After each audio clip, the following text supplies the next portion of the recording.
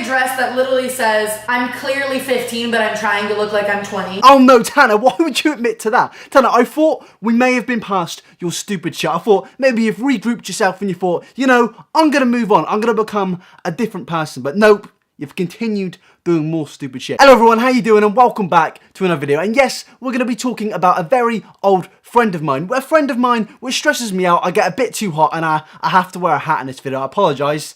I don't want to wear a hat, but it's just way too fucking hot. Now, Tana Mongeau is one of my favourite people to talk about. She's honestly one of the best curators on this website. With classics such as, I got banged with a toothbrush. He fucked me with a toothbrush. I love that arm movement there. That, you know, that good old way to show everyone how she was fucked by a toothbrush. Now, some of you may not know who this lovely, lovely blonde woman is. And to be honest, I think she's fantastic. I think she's wonderful. You know, personally, I know Tana as the woman that exploits dead bodies, but we'll get into that in a bit. But seriously, Tana Mongeau is a storytime YouTuber who makes questionable content, but whether you like her content, whether you love her content, whether you hate her content, I ask you in this video not to take that into consideration. Because today we're actually talking about something that could genuinely result in Tana Mongeau being sued. Yes, you heard that right, being sued. Being sued specifically for slander, defamation of character, for something that she indulged herself in last year, 2017, and it pretty much went completely unnoticed from the YouTube community. In September 2017, Tana Mongeau uploaded a video onto her main channel, surprisingly titled, G-Eazy tried to fuck me when I was 15. Not clickbait. So it's not clickbait apparently, so it looks like to me that you're alleging paedophilia or statutory rape.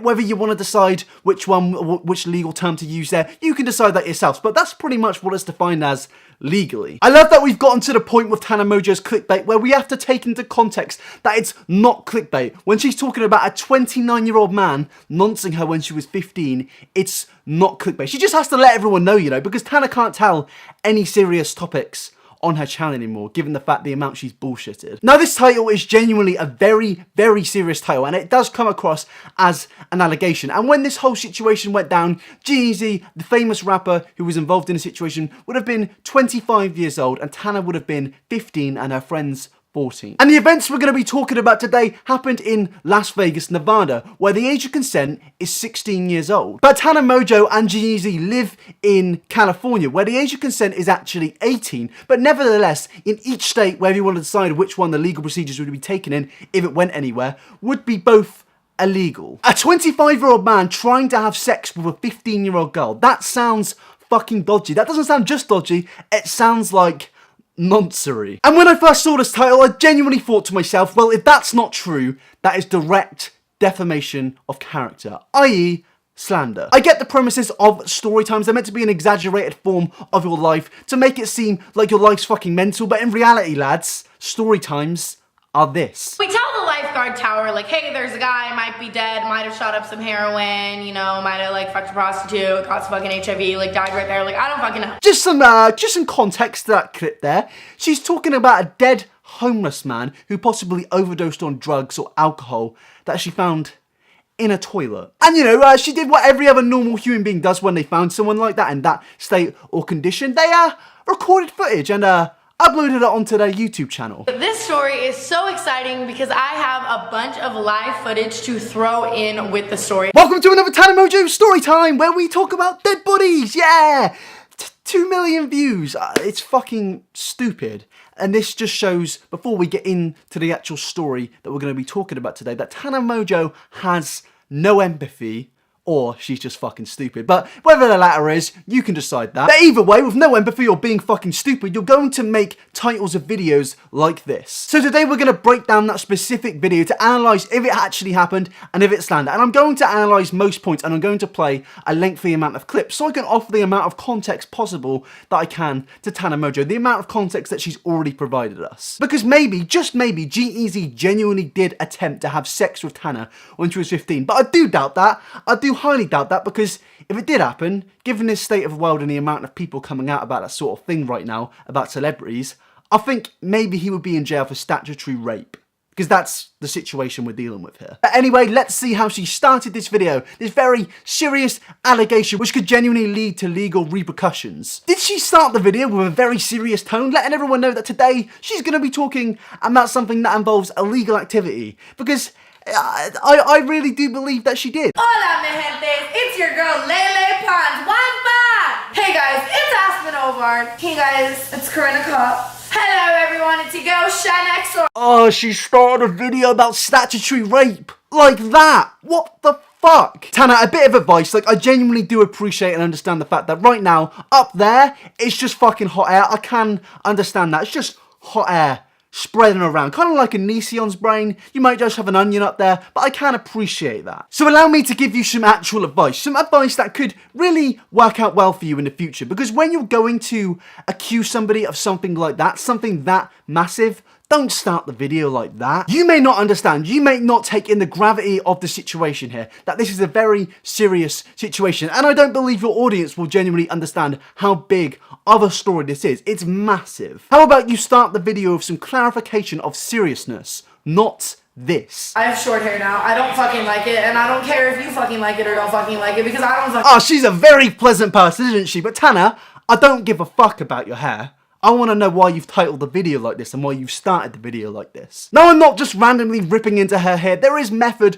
behind the madness. Because you see, when I see somebody accusing someone of something very serious, in a YouTube video specifically, I think you need to get straight to the point. Now, if somebody was hypothesizing about this situation, talking about it when it doesn't actually reflect onto their personal level, I can understand jokes here and there, maybe little skits, just a little meme here and there. I can understand that because in these cases, it's not their own allegation, it's somebody else's. For example, in one of my latest videos about Onision being affected also by a possibility of a lawsuit, I started that video with a slander because it's not my own personal allegation he's making about Dawson and PewDiePie. But when you're titling your video, G-Eazy tried to fuck me when I was 15, you shouldn't go into the shit like that. You shouldn't start the video like that. You need to go direct into the point. At least clarify that this is a very serious thing, because it is. I don't know if you understand that, Tana. I don't really know what's going on in there. The clockwork's working. But to me, you need to go into that video with letting everyone know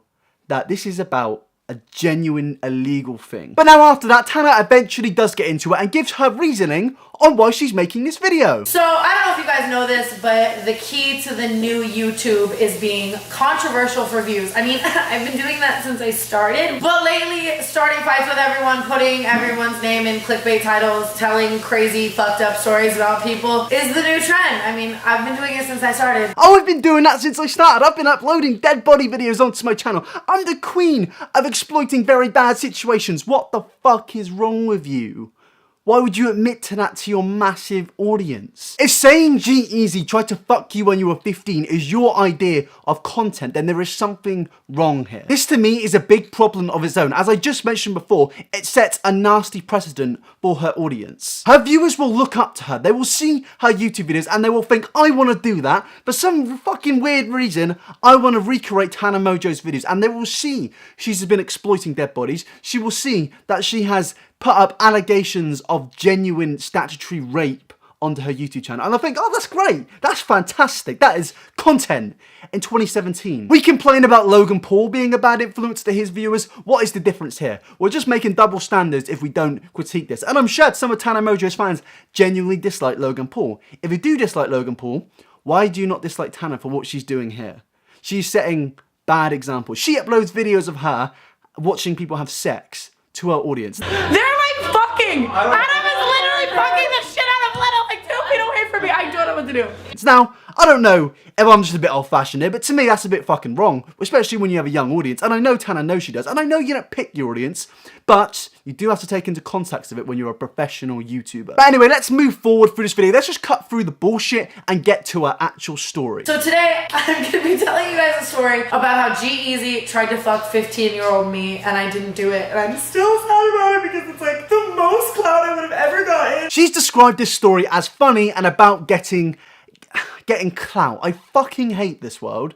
What is going on? I think here she either shows her ignorance or she just shows how dense she is. Maybe both, but, you know, take your pick. It's good to show that she has no morals whatsoever, even after her iDubbbz content cop. I had these two friends that were both younger than me. They were both 14, I was 15. One was way too hot and way too cool to be my friend. Everyone was obsessed with her. She also sucked Amari's dick, but that has nothing to do with the story. And she had this little sidekick who was like a little gnome, and they went everywhere together, and they did everything. And we all weren't really close friends friends. They were best friends and I was just kind of friends with them, but we were all kind of on this weird like baby prostitute vibe, and we all just kind of learned that boys wanted to fuck us. Oh, you know, just like casual 14-year-olds do. Well done, Tana. What a great example you're setting there. Why would you publicise and promote that sort of thing to your audience? Are you dense? Are you a mongrel? Do you not understand what you're doing here? Am I the only one that thinks that sexualising 14 and 15-year-old girls is wrong? Calling yourselves baby prostitutes to get clout?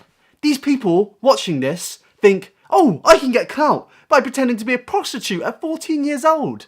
What the fuck? Now, she basically goes on to say that her and her friends were massive G-Eazy fans, and they heard that he was playing where they live in Las Vegas, so they went to the concert. And you know, when they got to the concert, they do what every other 14-year-old girl does. They did this. They wrote their phone numbers on their bras, and they're sitting there at the concert. They wait till G-Eazy comes out on stage. They take their bras off, and they throw their bras on stage. And alright, fair enough. She didn't do it herself. She said her friends did that. So, you know, being her, she'd say, when you're 14, you know, lads, don't throw your bras on the stage of a G-Eazy concert, because that's wrong. You think she'd do that?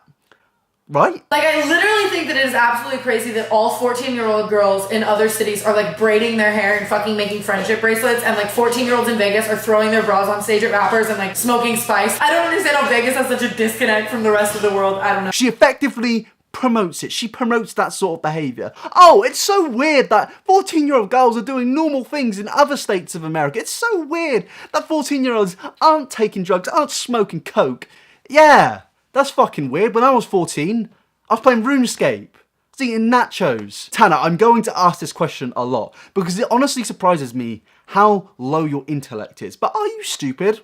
Are you actually stupid? Am I stupid for asking that? Because at this point, I think it's pretty obvious. Now, I'm going to now play the full clip of how she got into contact with G-Eazy, and I'm going to play the full thing just so she gets the benefit of the doubt of full context. So, good luck, lads. Good luck with watching this. So on this drive home, they get a text from a random number, and the text is actually from G-Eazy's manager. And he basically says, G-Eazy thinks you're hot. Like, he obviously had no idea they were 14 because they didn't fucking look 14 because they were baby prostitutes. He'd love to hang out with you guys tonight, like come to the after party, but they were already driving home with their mom because they were 14. And so they were like, we can't, we're driving home, we live in Vegas. And then the manager was like, oh shit, that's really dope. We're actually gonna be in Vegas next week. G would love to meet up with you guys either at the show, at the after party, whatever, you guys should come through. And so they keep texting the manager, and long story short, the manager basically says that G-Eazy only fucks blondes. And so he basically tells them like G would love to hang out with you. He knows you guys are really big fans. You could totally hang out with like his other hot friends, blah, blah, blah. But like when it comes to hooking up, he only hooks up with blondes. So if you have any hot blonde friends, you should bring them. First off, people, I would like to formally apologise that I've just made you watch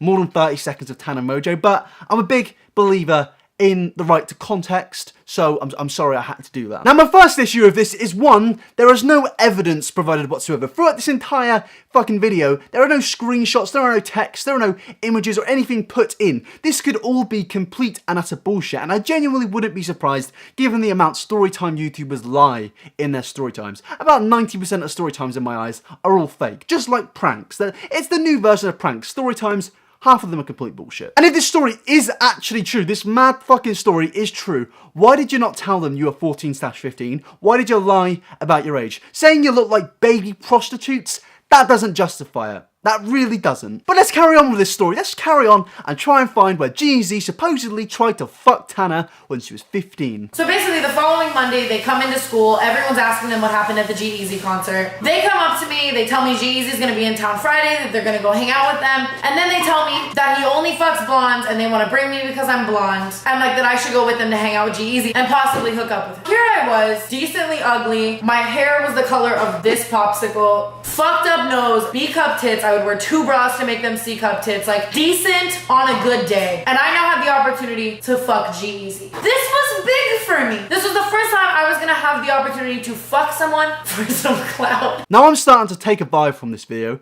The vibe that this title is very misleading. She's basically told G-Eazy's agent that she was above the age of 18, and she's given off the perception of that even beforehand. I'm wearing a dress that literally says, I'm clearly 15, but I'm trying to look like I'm 20. To me, in no shape or form whatsoever, G-Eazy has come into any form of physical contact with Tana Mongeau throughout this entire situation. It was just his manager trying to hook G-Eazy up with random fans. And yes, that is very fucked up. That is sexual predatory behaviour in the music industry, and that's terrible to do if true. But just because they're doing bad things themselves doesn't mean that you can take advantage and genuinely try to nonce them. Because in this story, the manager did ask for identification, so at least he's being non-illegal here. It's still a dick move though. The manager had no idea who Tana is. He had no idea that they weren't 18 because, as she's admitted to, she was trying to look above the age of 18 because they were trying to look like baby prostitutes,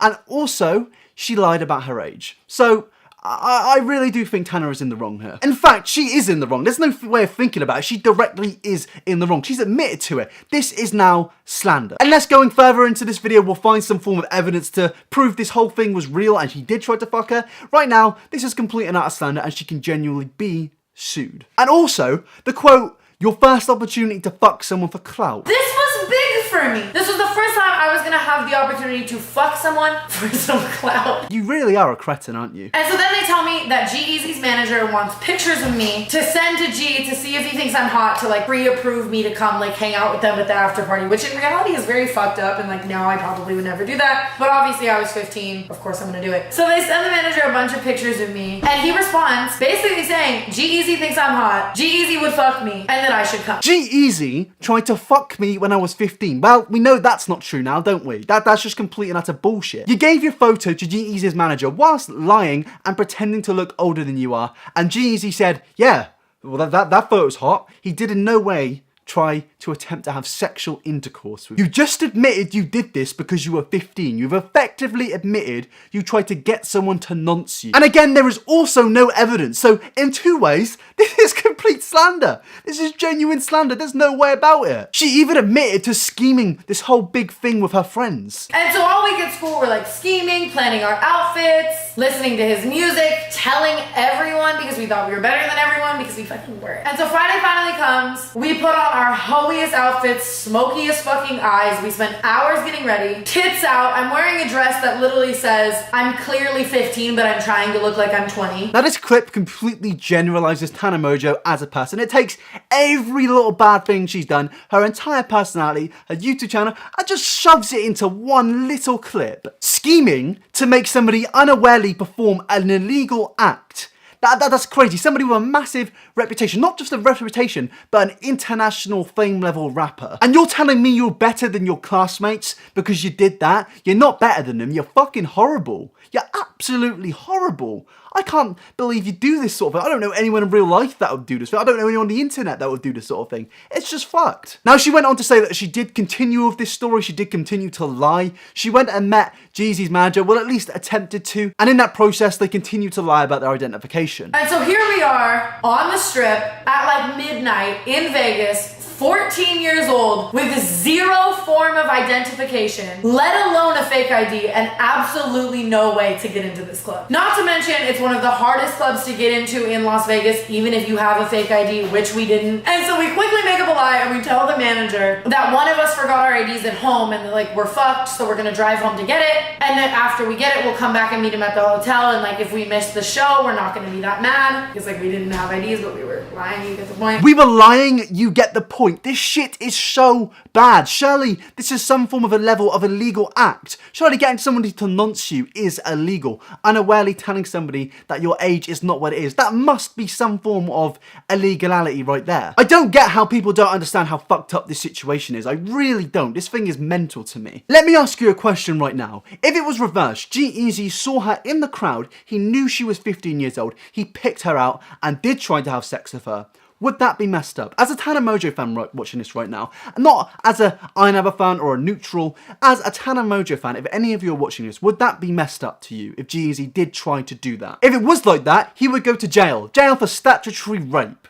But he hasn't gone to jail for that, has he? Because in my eyes, this is either not true or just completely exaggerated. She probably just went to a concert, she locked eye contact with a random dude and thought, ooh, G-Eazy wants to fuck me, just no complete relation to G-Eazy. That's the mindset of Tana in my eyes. Now, they basically didn't meet G-Eazy whatsoever. They didn't even come close to meeting him because they had no identification whatsoever. Now, as I said before, in my eyes, it's completely fucked that there is this sexual predatorial behavior in the music and entertainment industry. But what Tana is doing here is equally as bad. Getting somebody to perform an illegal act without you realizing is one of the worst possible crimes in my mind. And I don't know if it is an actual illegal issue there, but it definitely is slander when she's talking about it like this. You can literally take this two ways. A, you can be mad that I made a story time about you, or B, you can just be like, yeah, that's true, and like we can fuck. I would pick Or, Tana, or, number 3, the big one he could do, he could sue you for defamation of character, because that is exactly what you've done in this video. When this situation happened, G-Eazy was supposedly 25 years old, Tana was 15, and her friends were 14. If this happened, he would have went to jail for statutory rape. Now, G-Eazy is a massive rapper. He's got international level fame, he's a millionaire, and I wouldn't be shocked if this video has damaged him and damaged his brand. There's no proof in this video whatsoever, there's no screenshot, they completely lied about their age. The title says no clickbait. Good fucking joke. So it does bring into the fact that she could be sued for this. Rappers in the past have sued for when people have lied about them. A rapper called Too Short, I don't really know what the fuck's happened to rapper's name at this point, but yeah, a rapper called Too Short sued somebody for lying about them saying that Too Short raped them. I mean, for fuck's sake, TMZ got sued by Marquise Johnson, apologies if I pronounced that wrong, but they got sued by him for saying that he got his dick cut off. That is a genuine lawsuit right there. These people and these companies were charged millions for defamation of character. So what's to stop G-Eazy suing Tana Mongeau for some bullshit thing like this? Something complete and utter slander. This could cost her millions because he is a millionaire, his brand is worth millions, so I really wouldn't be surprised to see this happen. But it also does bring into context of she hasn't learned from her iDubbbz content cop whatsoever. She's just gotten worse. Remember when she said she was going to change and get better? But from this point on, I really do intend on changing a lot and holding myself a lot more accountable and being a lot more brutally honest and upfront with you guys. You wanted to hold yourself more accountable. You deleted your video after you got exposed by people like me and other YouTubers. Acknowledge the video is made on you, you just deleted the video. You didn't apologize, you didn't reference it, you didn't talk about it. You've basically done what you said you'd do at the starting of the apology. And I spent the past week doing nothing but running away from my problems and hiding from all my problems and trying to avoid this because that's what I do best. When I have a problem, I push it under the rug and I run away from it. And you still do that, Tana. After being exposed by everyone on this website at this point, you still do this stupid shit. Now, I think this whole thing needs to be talked about because, to be honest, it's been completely swiped under the rug. The only other YouTubers I've seen talk about this is Wild Spartans, That Random Shark, and also Keemstar. To end this video, I want to say that she has genuinely got the possibility of here of being sued. If this story starts circulating again and more people start talking about it, Tana Mongeau could be facing a lawsuit for defamation of character. And as I showed before, other rappers have sued, smaller rappers have sued for issues which clearly aren't as big as this. This whole situation shows that she simply has gotten worse since the content cop. I think we need a content deputy because she has just gotten so much worse. But that is the end of the video. I would love to know your thoughts on this situation. So if you want to comment below your thoughts, let me know what you think about this whole thing. And also like and subscribe if you did enjoy the video. If you are new, it genuinely does mean the world. And you can contact me at Twitter at iNabberTV, at Instagram at iNabber to let me know your thoughts. And before I end the video, I would like to thank my Patreons. Big thanks to Leslie, Lily, Charm Skull, Bugger Badger, Cubes and Ruby, Amy, Hosted, Devon, Michelle, Quack, Mary, Dink, Dino, Dora, Sophie, Joe, Anna, Milo, Cyber, Rochelle, I'm the Billy, Zombie Sadza, Creepmaster, Rob, 05, Special Rockstar. Thank you so much for supporting the Patreon. It genuinely means the world. Thank you so much for the support on the channel recently. It's been pretty mental. So thank you, and I'll see you guys tomorrow.